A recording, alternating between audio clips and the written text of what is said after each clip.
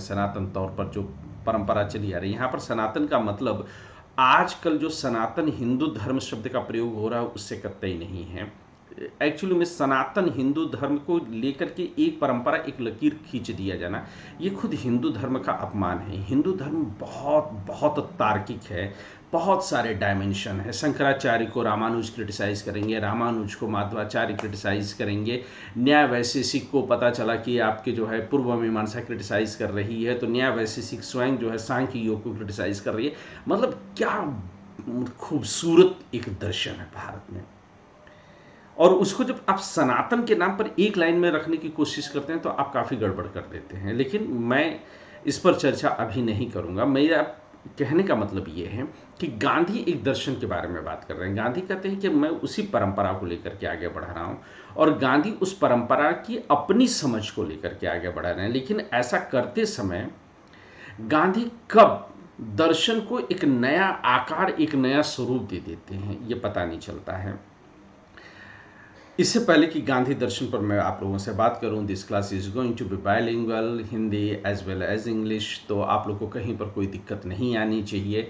The material, if you will ask me कि sir provide me those PPTs you are going to use in this class, in this lecture, so definitely if you will write me in this in the comment box, I will provide every ppt, each ppt। और ये इस खंड का पहला भाग होगा। इसके बाद गांधीज्म पर ही दूसरा खंड भी लेकर के आएंगे, यानी कि धीरे धीरे छोटे छोटे वीडियोस के मामले में हम समझाते चले जाएंगे। इतना बड़ा भाषण हर बार नहीं होगा। रही बात ये कि अगर अब तक आप लोगों ने सब्सक्राइब नहीं किया हुआ है तो सब्सक्राइब करिए, कमेंट करिए, इसको लगातार शेयर करिए। और ये मैं कोशिश करूँगा कि आप तक जो है वैल्यू एडेड कोर्सेज लेकर के मैं लगातार आऊँ। आप कोशिश करिए कि मेरी बात औरों तक पहुँचे। तो आइए दोस्तों, बिना समय गवाए हुए गांधी दर्शन पर बात शुरू करते हैं। मेरे पास एक पीपीटी है, पीपीटी के माध्यम से हम लोग बात करेंगे। लेकिन पीपीटी को शेयर करने से पहले बहुत ज़रूरी है कि हम लोग जो है स्क्रीन को शेयर कर लें। तो I will share entire screen with you people, and मज़ा आएगा हम लोगों को, है ना। थोड़ा सा इंतज़ार करिएगा, and I am expecting that you will enjoy. Okay, all good. Should ignore it, yeah, and let me share this। तो ये भारतीय राज्य व्यवस्था पर महात्मा गांधी के प्रचार के बारे में, महात्मा गांधी के विचार के बारे में बात करेंगे। तो हम लोग समझने जा रहे हैं कि भारतीय राज्य व्यवस्था और Mahatma Gandhi, Indian polity and Mahatma Gandhi by your own Ashish. ठीक है दोस्तों, आइए गांधीवाद के बारे में बात करें तो सबसे पहले गांधी के व्यक्तित्व को समझना चाहिए, क्योंकि गांधी ने जिस दर्शन का प्रतिपादन किया, ये मुझे गांधी की बहुत खूबसूरत बात लगती है कि गांधी दर्शन को सिर्फ किताबों तक सीमित नहीं रखते, बल्कि जिस दर्शन के बारे में गांधी बात करते हैं ये संपूर्ण भारतीय दर्शन के बारे में है। आप चाहे शंकराचार्य के बारे में बात करें, चाहे महर्षि अरविंद के बारे में बात करें, चाहे आप जो है पतंजलि के बारे में बात करें, कपिल के बारे में बात करें, ये भारतीय दर्शन की बड़ी खूबसूरती रही है कि भारतीय दर्शन जो है वह सिद्धांत और व्यवहार में अंतर नहीं करती है। मैं यहाँ पर आपको फिलॉसफी ऑप्शनल नहीं पढ़ाने जा रहा हूँ, डरिएगा नहीं आप। लेकिन गांधी के बारे में, गांधीज्म के बारे में समझने के लिए बात बहुत ज़रूरी है कि गांधी जो कहते हैं गांधी वो करते हैं। तो गांधी के दर्शन की सबसे खास बात ये रही है कि गांधी सत्य और अहिंसा के पुजारी हैं। ये बात क्या बताएंगे जो तो बचपन से आप लोगों ने रट रखा है। और गांधी एक आध्यात्मिक संत और महामानव थे, और इनका संपूर्ण जीवन मानवता के लिए समर्पित था। तो हम कह सकते हैं कि ये गांधी का जो फिलॉसफी ऑफ गांधी है, that is based on the truth and non violence.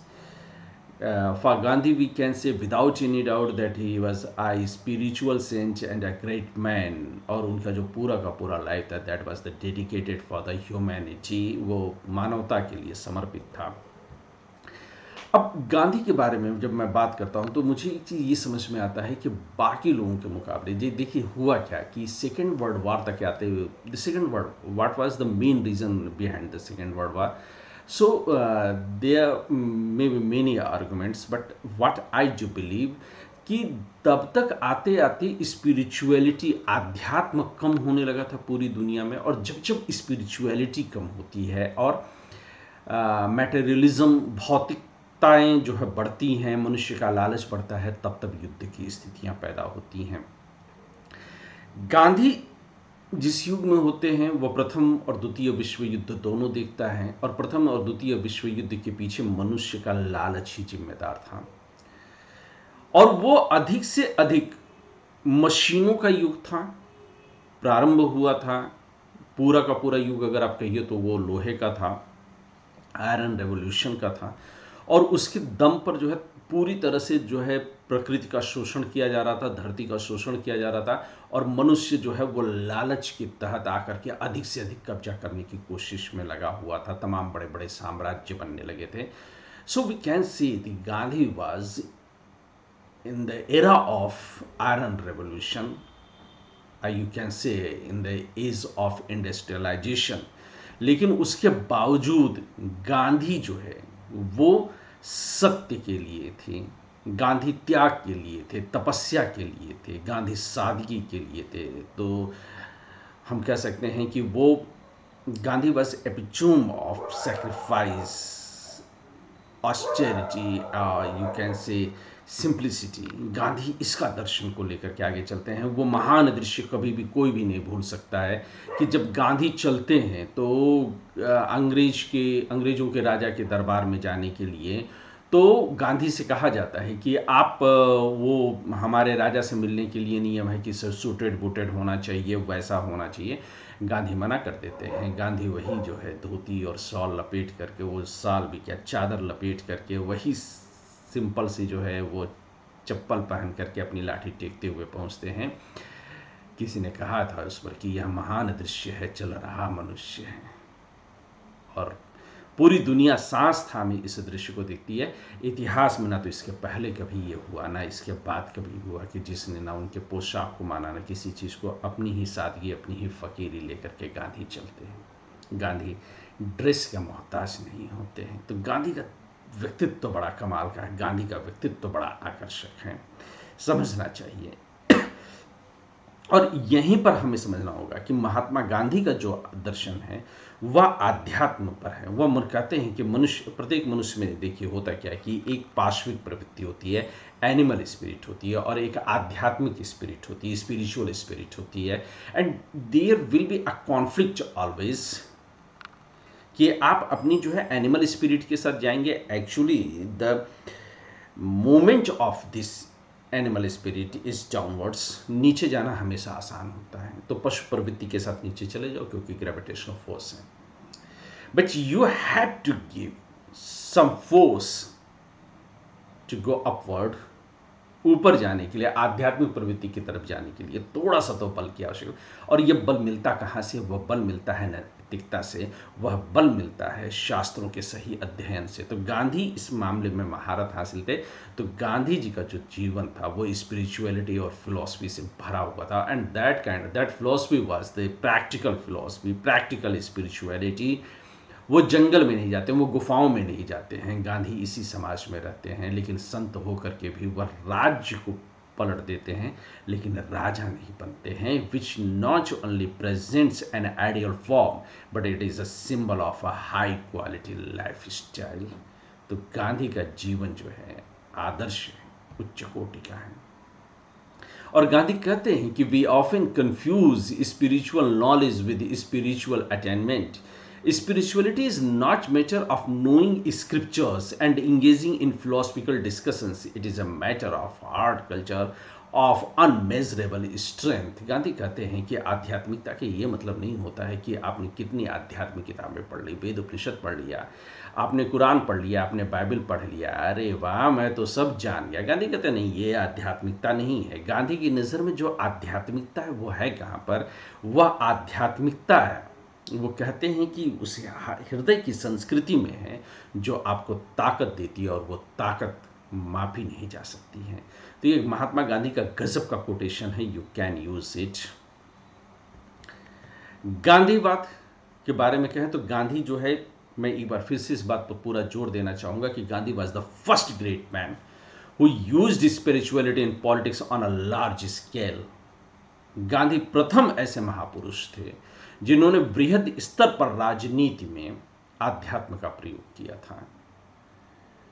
Gandhi कभी भी व्यवहारिकता के आगे घुटने नहीं टेकते हैं। गांधी को जो सत्य लगता है, गांधी पहले ऐसे दार्शनिक रहे हैं। ये जब मेरा इंटरव्यू हुआ है यूपीएससी का, तो वहाँ पर ये क्वेश्चन पूछा गया था कि who is your favourite philosopher, and my answer was Mahatma Gandhi, and they surprisingly asked me if Gandhi is a philosopher, Gandhi was a philosopher. I said yes, Gandhi है फिलोसफर, गांधी थे फिलोसफर। तो उन्होंने कहा कैसे आप इस बात को कह सकते हैं, गांधी ने कौन सा नया दर्शन प्रतिपादित किया? तो मैंने कहा कि गांधी वो पहले व्यक्ति थे जिन्होंने कहा था कि ईश्वर का जो रूप है वह सत्य है, और उसकी व्यवहारिक परिणति इस फिनोमिनल वर्ल्ड में, in the world of the noumena, the God, we can not explain the God which is in the world of Noumena, but the God who is in this phenomenal world, we want to explain that God is सत्य, truth. Gandhi सत्य को ही ईश्वर मानते हैं और उसकी व्यवहारिक जगत में परिणति गांधी अहिंसा के रूप में मानते हैं। ऐसा कभी हुआ नहीं, ये गांधी की बड़ी मौलिक सोच रही है। और गांधी जिस चीज को मानते हैं उसे सिर्फ मान करके नहीं रुकते हैं, गांधी उसे राजनीति में भी लाते हैं। गांधी जी का विश्वास था, और आज होना भी चाहिए। आज जिस तरह की छिछोरी पॉलिटिक्स हो रही है, आप देखिए कि हर कोई एक छिछोरी पॉलिटिक्स में जो है इन्वॉल्व है। तो गांधी कहते हैं कि बिना आध्यात्म के भारतीय राजनीति शुद्ध और परिष्कृत नहीं हो सकती है। Gandhi believed that without any spirituality Indian politics can not be pure and refined. आप सोचिए गांधी कितने महान थे। इस पर गांधी के दर्शन पर अगर कभी बात करनी होगी, जो लोग भारतीय दर्शन पढ़ेंगे वहां पर डिटेल में चर्चा करूंगा, बट अभी यहां पर एक टेंजेंशियल लेकर के चलता हूं। और इसीलिए कहते हैं कि पूरे भारत की राजनीति का, पूरे भारत के समाज का, पूरे भारत की आध्यात्मिकता का जो जोर पड़ा हुआ है, burden of the great soul, वो यहीं पर है। ये कार्टून बड़ा बढ़िया है, मेरे पास एक बुक है उसमें इस चीज़ को जो है शो किया गया है। तो ये देखिए कि ये पूरा भारत है, अखंड भारत है, और उसका बोझ अकेले इस व्यक्ति ने उठाया है। तर्क आप कर सकते हैं, ये नहीं था, वो नहीं था, ऐसा नहीं था, वैसा था, लेकिन गांधी तो गांधी था। गांधी जी आत्म अनुशासन का पालन एकादश व्रत के द्वारा करने की बात करते हैं। वे मानते हैं कि हम इन एकादश व्रत को अपनाकर अपने जीवन को संयमित कर सकते हैं। तो गांधी के दर्शन में, जो व्यवहारिक दर्शन है, उसमें वो एकादश व्रत, ये 11th फास्ट शब्द इस्तेमाल हो गया है इंग्लिश में, तो आप लोग इसको ज़रा एवॉइड करिएगा। इवन इंग्लिश इसको आप क्या लिखेंगे, आप एकादश व्रत ही शब्द इस्तेमाल करिएगा। I will correct it in the my PPT. So एकादश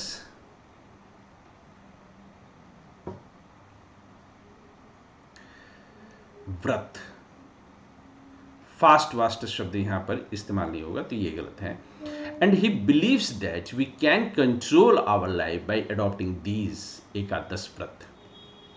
ये गांधी कहते हैं कि एकादश व्रत के जरिए हम अपने जीवन को नियंत्रित कर सकते हैं। गांधी महान बात कह रहे हैं, बड़ी बात कह रहे हैं। और ये एकादश व्रत हैं क्या गांधी किसी नए दर्शन के प्रतिपादन पर लगे हुए हैं, आमादा हैं? बिल्कुल नहीं। गांधी कोई नया दर्शन देने की कोशिश नहीं कर रहे हैं, बल्कि जो पहले से भारतीय समाज में या भारत में पंच महाव्रत जिसको कहा गया, जो कि वस्तुतः जैनियों ने कहा, हालांकि जैनियों के अलावा अन्य भी भारतीय संप्रदायों में रहा है, वो रहे हैं सत्य यानी कि ट्रुथ, दूसरा अहिंसा यानी कि अहिंसा, तीसरा मुझे यहाँ से ले लेना चाहिए अपरिग्रह। अपरिग्रह है, अपरिग्रह का मतलब जितनी आपकी ज़रूरत है उससे ज़्यादा आप जो है चीज़ें कलेक्ट नहीं करेंगे। तो एक तरह से जो चीज़ों के कलेक्शन लोग कर ले जाते हैं जो उससे ज़्यादा, उसके खिलाफ है अस्तेय। अस्तेय का मतलब है कि चोरी नहीं करना है आपको, बिना किसी से पूछे उसकी चीज़ को छूना भी नहीं चाहिए। यहाँ तक कि अगर आप एक बागीचे में जाते हैं, फूल अच्छा लग जाता है तो बिना माली से पूछे आपको फूल नहीं तोड़ना चाहिए।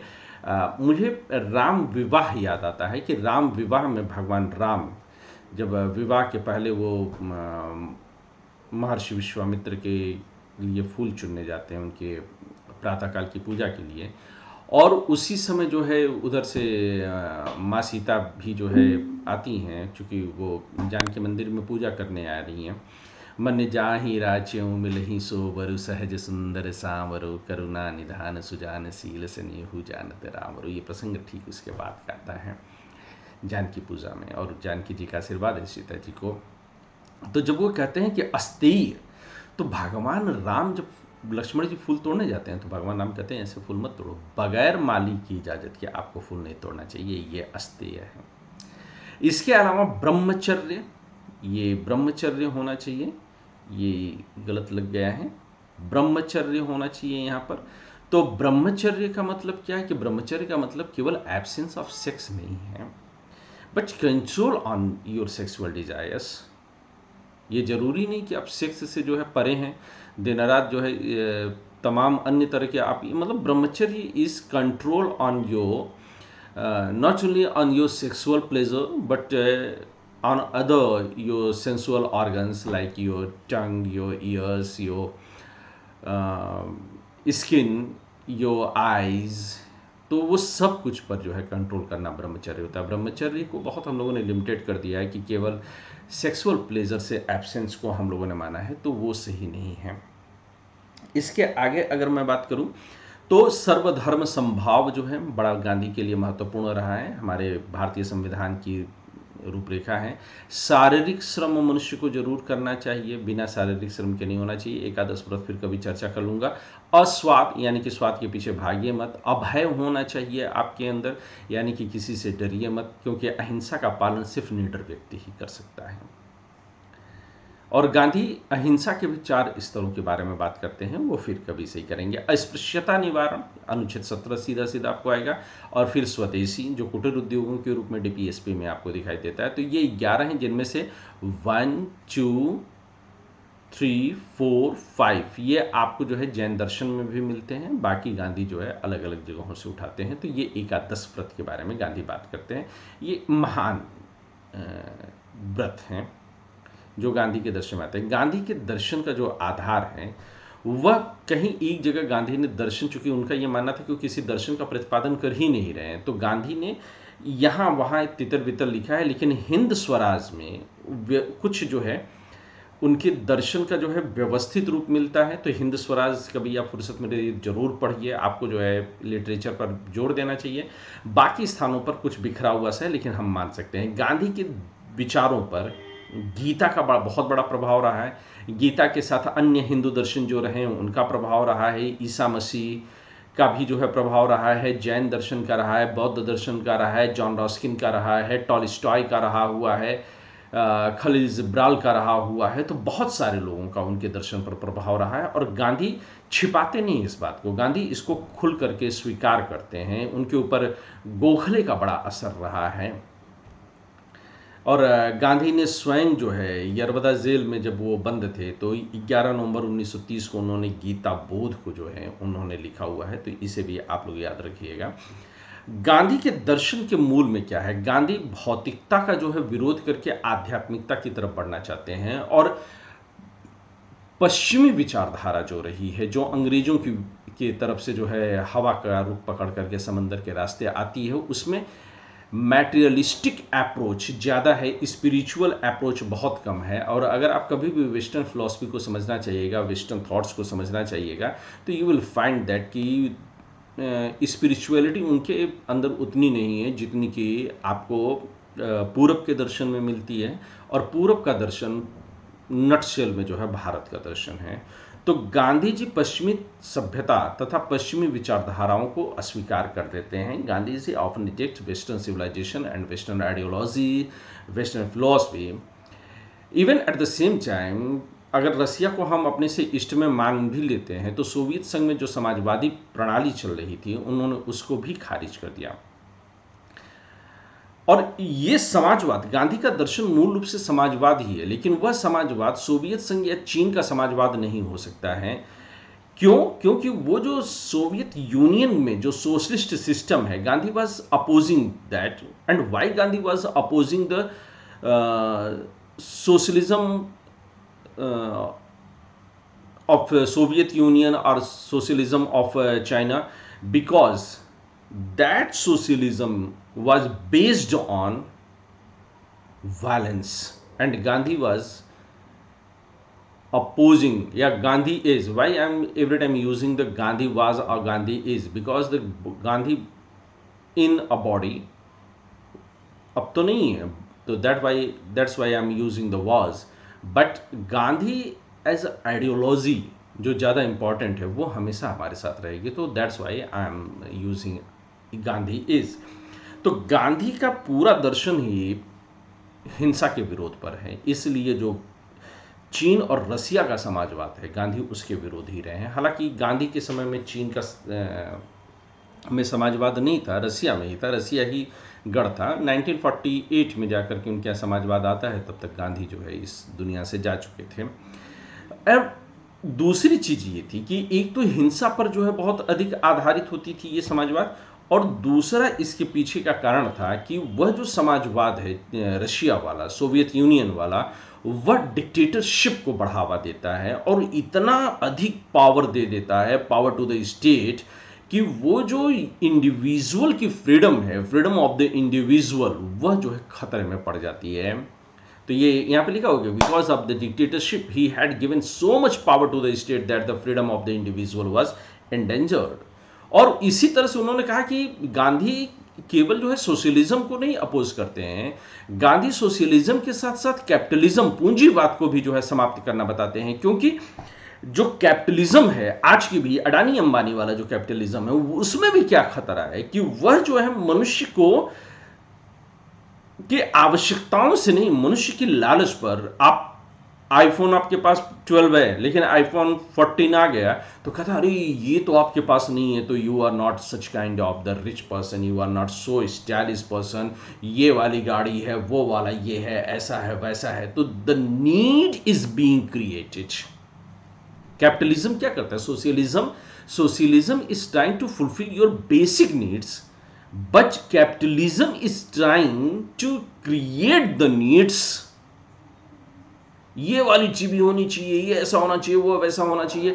You are watching your television and you are satisfied with your television, suddenly you will see an advertisement and that will show कि this kind of the TV, so clarity, this one that one, फलाना है, ढिमाका है, and you will fall in that trap। And you will suddenly start feeling dissatisfaction for your TV। इसी तरह से ये चीज होना चाहिए, वो होना चाहिए, ड्रेस होना चाहिए, डिओ होना चाहिए, वो होना चाहिए, and they are pushing every time.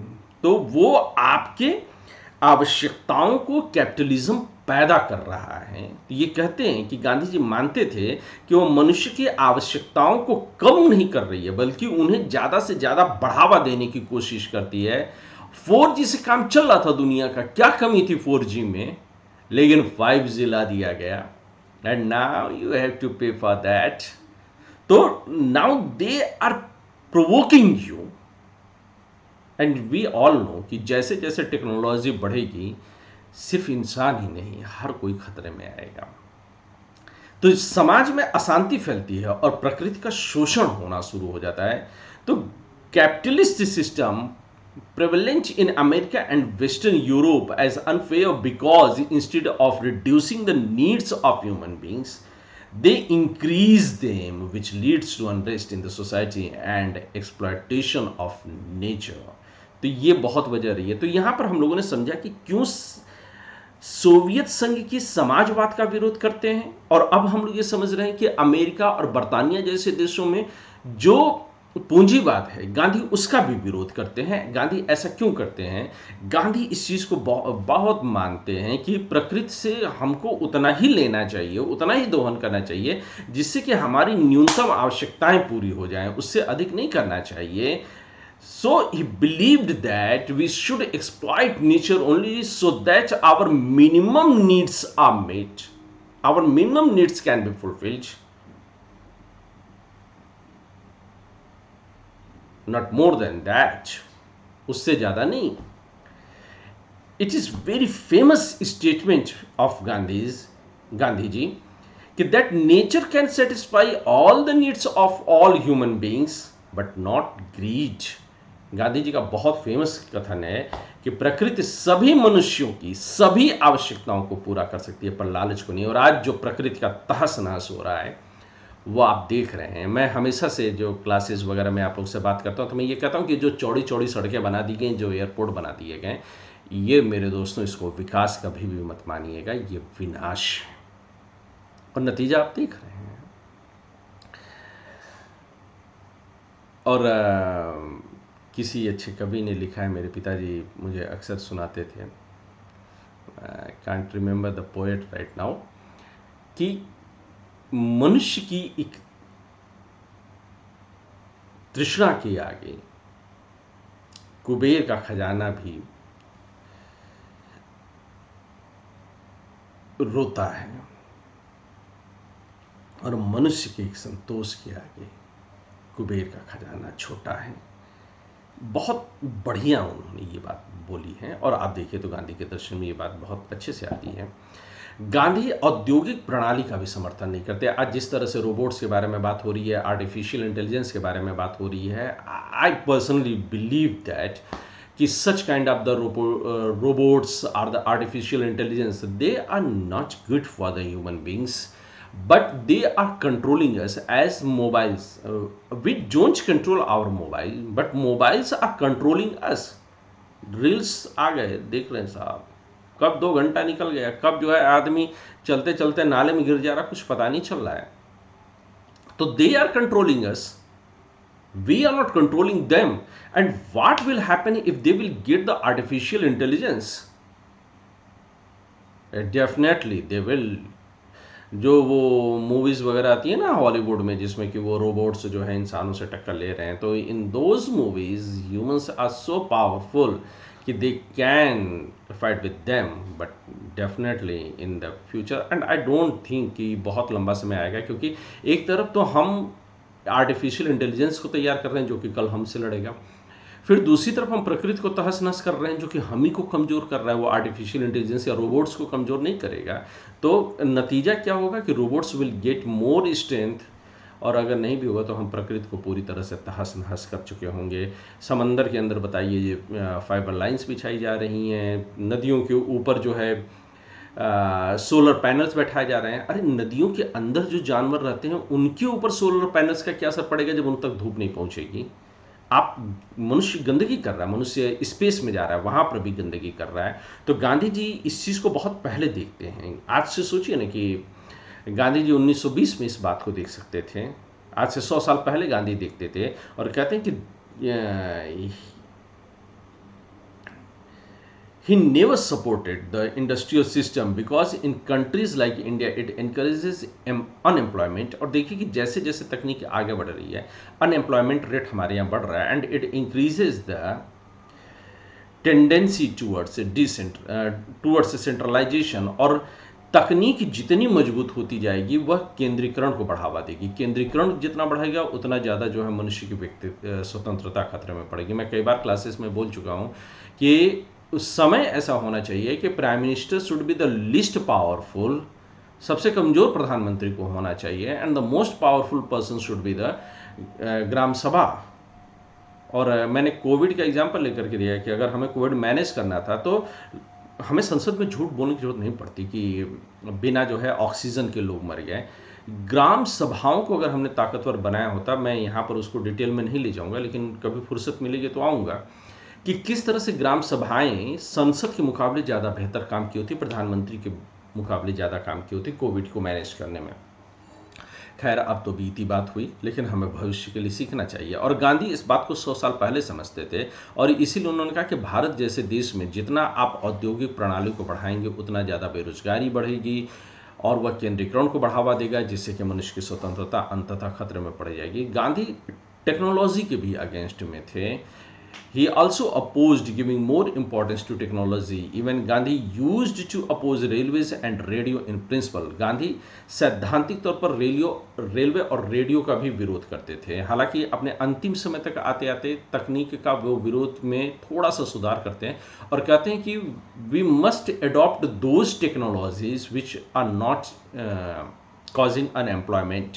तो कहते हैं कि जहाँ पर तकनीकी बेरोजगारी पैदा नहीं करती है वहाँ पर उसको स्वीकार कर लेना चाहिए। तो ये गांधी के दर्शन की पृष्ठभूमि मैंने आज आपको समझाई। अब गांधी के राजनीतिक, सामाजिक और आर्थिक विचार क्या थे ये मैं अगले क्लास में लूँगा। और मैं वस्तुतः आप समझ सकते होंगे पूरे चेहरे पर जो मेरी मुस्कान रही कि मैं कितना दिल से जो है इसको फील कर रहा था।